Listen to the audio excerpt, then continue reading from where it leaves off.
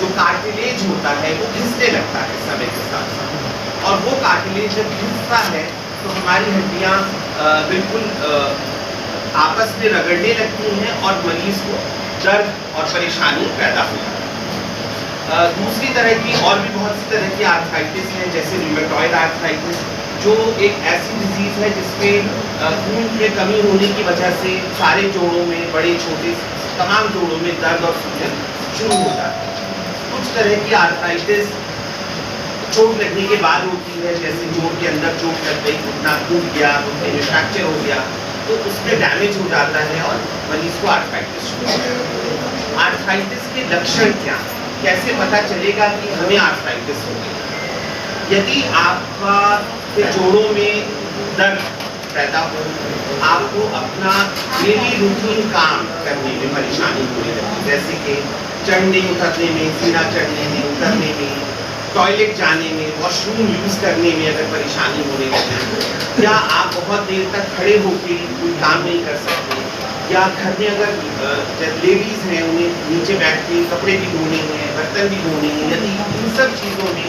आपके जोड़ों में दर्द और परेशानी हो रही है तो आपको आर्थराइटिस का ये लक्षण पहचानना चाहिए।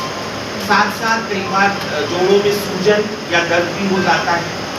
जिसकी वजह से मरीज का चलना फिरना मुश्किल हो जाता है। कभी कभी जो एडवांस स्टेज में जब आर्थराइटिस बहुत ज़्यादा बढ़ जाती है तो ऐसी स्थिति में कई बार घुटने या जोड़ों में टेढ़ापन भी आ जाता है, जिसे हम लोग डिफॉर्मिटी कहते हैं। तो इसी प्रकार से आर्थराइटिस की 4 स्टेज होती हैं,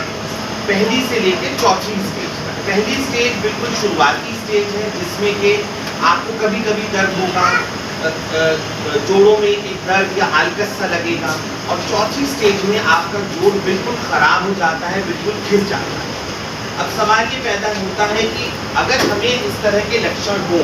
तो हमें करना क्या चाहिए? यदि आपके जोड़ों में दर्द और सूजन हो रहा है, यदि आपको चलने फिरने में असमर्थता या परेशानी हो रही है, तो सबसे पहले आप अपने डॉक्टर के पास जाएं, उनसे अपनी प्रॉब्लम बताएं। आपके जो भी डॉक्टर हैं वो आपको एग्जामिन करेंगे, आपको देखेंगे, और आपकी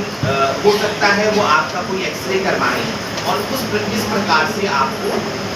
वो दवाइयाँ दें।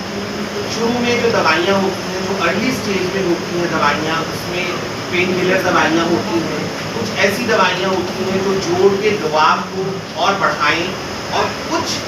लाइफस्टाइल मॉडिफिकेशन, यानी कि आपको अपनी जीवन शैली में